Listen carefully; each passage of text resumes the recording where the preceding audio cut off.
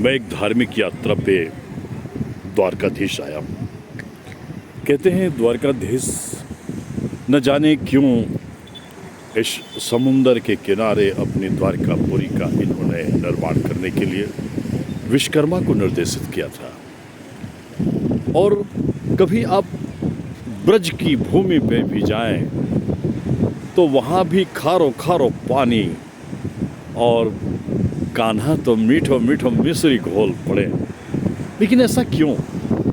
यहाँ भी द्वारकापुरी में भी खारो खारो पानी है। मैं समुंदर के किनारे भगवान श्री कृष्ण ने द्वारकापुरी साम्राज्य की स्थापना की, चाहे किसी भी परिस्थिति जन्य हो, लेकिन फिर भी प्रभास क्षेत्र में उन्होंने सशरीर छोड़ा और अपने धाम चले गए। यहाँ पे समुंदर अपने लगता है कि मुझे अपने सर को पटकता है कि मेरे आराध्य क्यों इस धरा को छोड़कर चले गए। बार बार वह गुंजान करता है, इन चट्टानों पे अपना सर पटकता है। फिर भी यहाँ द्वारकापुरी में एक बड़ी अजीब बात मुझे दिखाई दी। कभी कहते हैं कि राम का विरोध राक्षसों ने किया और कृष्ण का भी विरोध राक्षसों ने किया। देव संस्कृति और राक्षस संस्कृति में हमेशा इस प्रकार का विरोधाभास क्यों रहा? इनके विचारों में क्यों धनात्मक और ऋणात्मक की स्थितियां बनती गई? आखिर उन्हें इसके सत्परिणाम जीरो में क्यों नहीं दिखाई दिया? एक सत्य और असत्य की लड़ाई हमेशा लड़ी गई। इसीलिए शास्त्रों में कहा गया है, सत्येन धारते पृथ्वी सत्येन तप्तेन सत्येन वाति वायुष्य सर्वम सत्येन प्रतिष्ठितम। मेरी यह यात्रा बड़ी रोमांचक रही।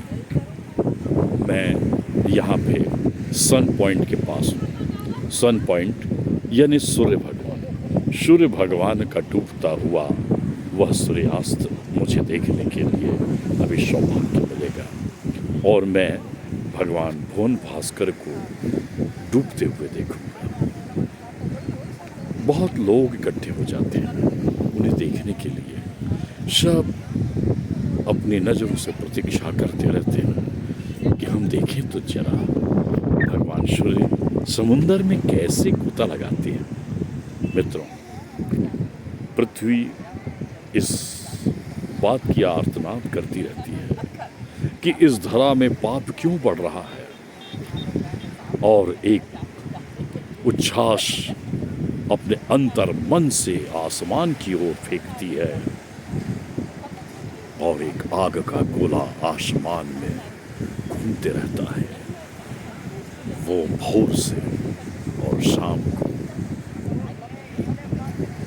भटकते भटकते आखिर वह समुंदर में डूब जाता है और कहता है कि समुंदर में ऐसे डूबो कि लहरों को पता न चले, क्योंकि अपने अंतर मन की वेदना व्यक्ति किससे कहे सिवाय अपने परमाराध्य से। फिर मिलेंगे। जय गौरी शंकर।